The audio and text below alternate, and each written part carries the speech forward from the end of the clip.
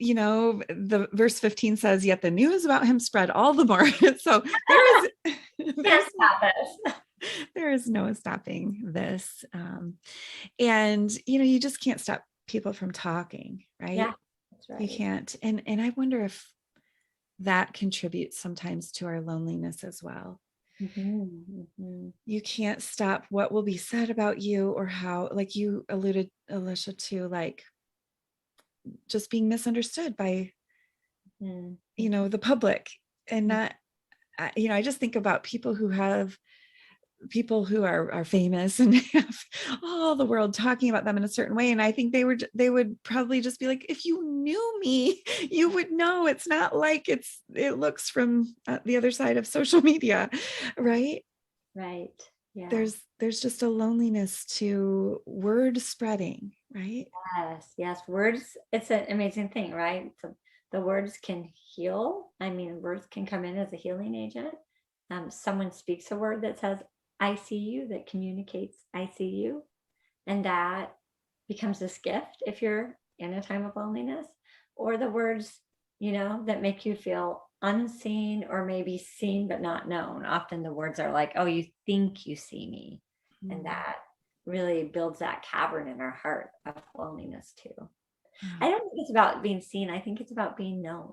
And I think that's why we can feel so lonely in the midst of people, because yeah, you might see me, but you don't know me. And so there's the power of being known. And I wonder if that has something to do with this next verse, but Jesus often withdrew to the lonely places. It would, I think it's interesting that he didn't lack people. It's not like the loneliness was imposed on him. He withdrew. He created a lonely space in his life. And I wonder, what do you think? Does it have something with him needing to be known? Yeah. I mean, I think this is such a picture of these lonely spaces are spots where we have access to the one who knows us best. I mean, knows us better than ourselves. So while this feeling of not being seen or not being known or not being understood may drive us into a lonely season, we have a choice in that loneliness. We either can just like live through the moments and sort of survive it, bemoan it, whatever, be miserable in it, or we can kind of do what Jesus did, choose into this space and this place, whatever it is, and then pursue our Heavenly Father within the loneliness. And that's what Jesus is doing. Other times in the Bible, when it gives us imagery, it makes it clear he's praying, he's talking to his Father. And so this becomes this picture of like, maybe we can't avoid the loneliness. Maybe not many of us would choose the loneliness like Jesus did, but when we find ourselves in those spaces, are we going to handle it like Jesus did, or are we going to, try to do it in a different way? And if he chose in because he wanted to spend time with the Father being known, like that is a possibility for us in loneliness. Oh, that's beautiful. And look at the contrast between this man with leprosy who did not choose this isolating. I mean, I wonder if he was out in the wilderness outside, I don't know, outside of his village or whatever.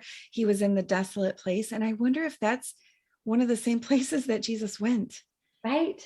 Where this was imposed on this man with leprosy, but Jesus actually went to the place where this man, I mean, I don't know if the places were the same, but I do know that even if it's imposed on us, we can choose it in a way, like we can actually choose the lonely place from within a lonely place. Like we can. That's true. Yeah. So like the leper looked for Jesus, like even in his desolate place, the leper found Jesus. I know it was just it was a real literal moment, but figuratively, we get to do the same. Like even if we were, like you said, sometimes we step into loneliness by choice, and sometimes, or by something we've done or orchestrated, and sometimes it's imposed on us. But in either place, Jesus is available to us. He's available, and he was the beautiful example of pursuing the Father. Like we pursue Jesus the way Jesus pursued the Father.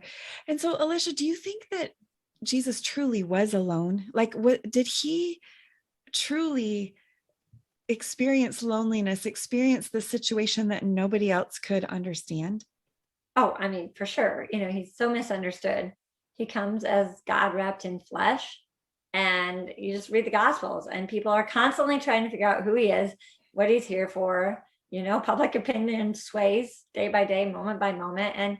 And still to this day, there's absolutely no one that can understand what he carried as he walked in our world. Like, no one can understand. So talk about a setup for loneliness. Yeah. No one but his Father could understand.